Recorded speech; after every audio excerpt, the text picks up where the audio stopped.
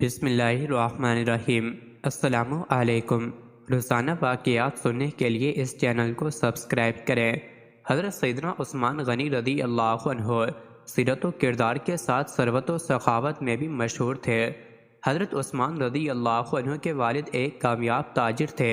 ان کے بعد حضرت عثمان غنی رضی اللہ عنہ نے اپنی فراست سے تجارت کو مزید ترقی دی اور اس کا دائرہ کئی ممالک تک پھیلا دیا۔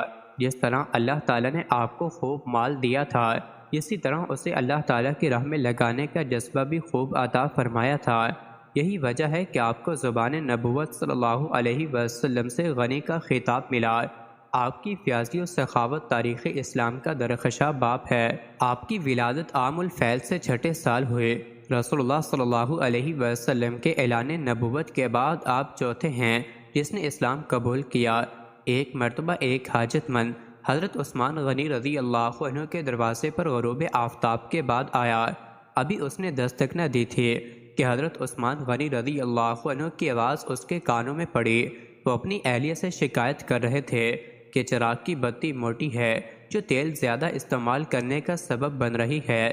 حاجت مند نے جو سنا تو وہ سوچتا ہی رہ گیا کہ وہ ایسے شخص سے حاجت برابری کی کیا توقع کرے جو تیل کے معمول سے زیادہ خرچ پر اپنی بیوی کو سرزنش کر رہا ہے۔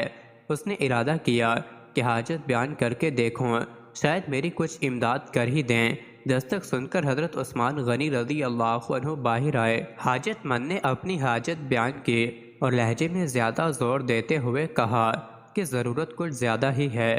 حضرت عثمان غنی رضی اللہ عنہ نے اس شخص کا ہاتھ تھاما اور بستی سے باہر لے گئے جہاں آپ رضی اللہ عنہ کا سامان تجارت بڑی تعداد میں رکھا ہوا تھا۔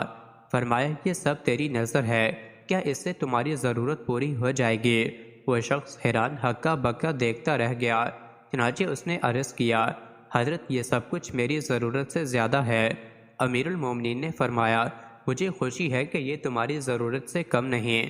اس شخص نے کہا اے حضرت ایک بات بتائیے کہ چراغ کی بتی قدرے موٹی ہو جانے پر آپ اپنی زوجہ محترمہ کو سرزنش کر رہے تھے، حالانکہ چراغ اس قدر روشنی رکھنے میں شاید صرف ایک درم کا تیل استعمال بھی نہ ہوتا، وہ تو آپ کو گوارا نہ ہوا اور یہاں ہزاروں کا سامان مجھے بلا تعامل دے رہے ہیں۔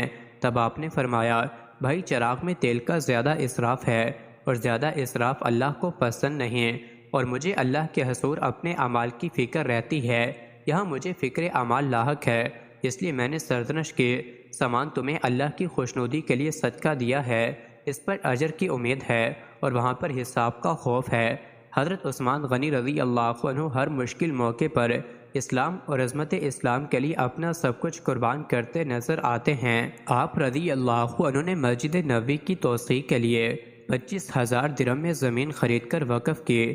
جنگ تبوک کے موقع پر حضور اکرم صلی اللہ علیہ وسلم مسلمانوں کو اللہ کی راہ میں خرچ کرنے کی ترغیب دے رہے تھے کہ حضرت عثمان غنی رضی اللہ عنہ نے کھڑے ہو کر عرض کیا یا رسول اللہ ساز و سامان کے ساتھ 100 اونٹ میں دیتا ہوں۔